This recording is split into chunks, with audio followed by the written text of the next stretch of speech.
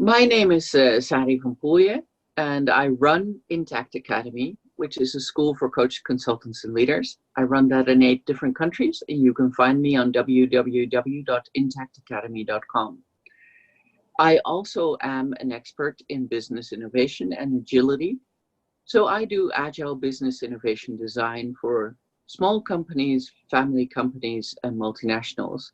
I help them become more agile in today's world by innovating their leadership, their cooperation, and their relationships with clients.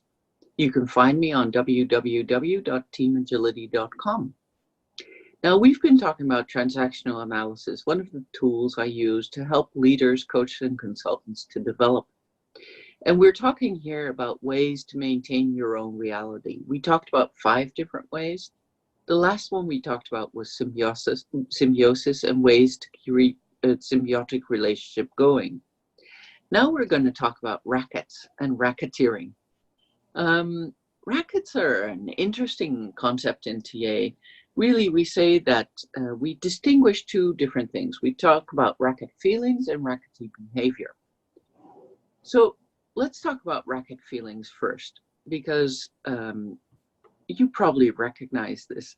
So sometimes people react in a way and they show a feeling where you think, is this real or not? Probably you've got a gut feeling, a gut reaction where you go, For instance, when you see someone get hurt and they laugh, you go, that's a bit strange. Or people get scared and instead of showing scare, they get angry. Or people who are angry and they start to cry. You're going, oh, this is interesting. What's going on here? We call that possibly a racket feeling. Now, a racket feeling is a familiar emotion that you learned and was encouraged in your childhood, in your family home, which you use to really replace the authentic feeling.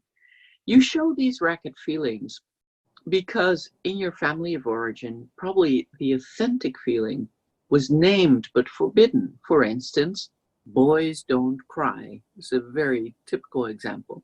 So instead of crying, they get angry. And then you go, okay, and so a racket feeling is born. Maybe the racket feeling develops in your family of origin because the authentic feeling isn't noticed. For instance, a baby cries and you go, oh, look at those pretty balloons over there. And really someone completely misses the authentic feeling that's going on. I just saw a documentary on, we have a documentary in Holland where children rate their parents on their parenting skills. And there was a little excerpt of a girl who was sent to boarding school because her parents worked on a ship. And as the girl was being interviewed, she said she was so homesick and she cried real crocodile tears, we say, because she was so homesick and missed her parents so much. And the parents' reaction when they saw that excerpt of film was they said, you don't have it as bad as we did. And that was a typical example of how a racket feeling gets born, because you saw that child stop her tears immediately and withdraw. She had a stony face, and then she just started talking, oh, but I can play. And you saw her pretend happy. And this is one of the real ways racket feeling get born, where the parent or parent figures don't even notice or discount the real feeling. The other way racket feelings get develop is really when an authentic feeling gets mislabeled. So sometimes people grow up in families where, I don't know, you cry and they go, don't be so angry. Or you're scared and they go, oh, you're sad, aren't you? And the child, because they don't have a vocabulary for this, they mislabel their feelings.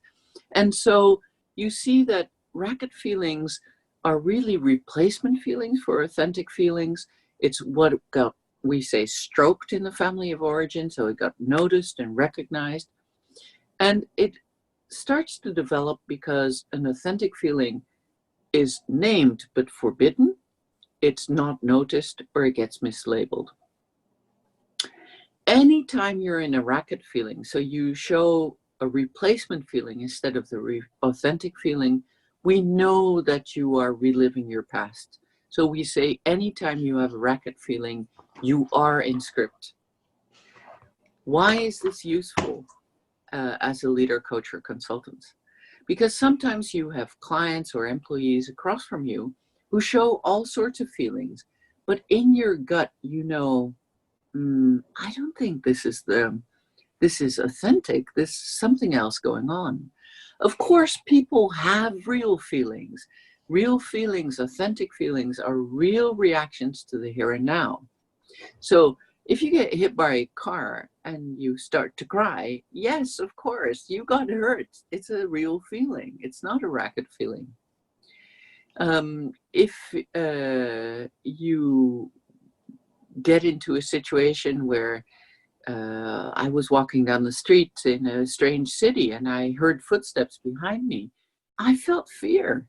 And that's a real feeling. It's not a racket feeling, because there's a threat, a real here and now threat. There's real fear. If I would show fear when there was nothing to be afraid of, you could start to doubt if that's an authentic feeling or a racket feeling. This is really important to know for leaders, coaches, and consultants, because if you recognize the racket feeling, so we say if you stroke the racket feeling, you'll get more of script.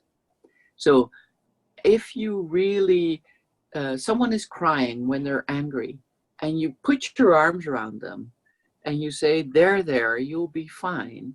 And in real life, they're feeling anger. What you're doing is you're devaluing their real authentic feeling inside, which is a repetition probably of what they've lived through before.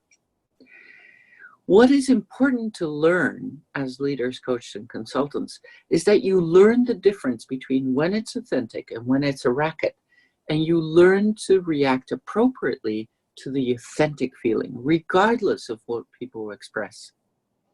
In that way, you recognize people's real self and you help them to grow.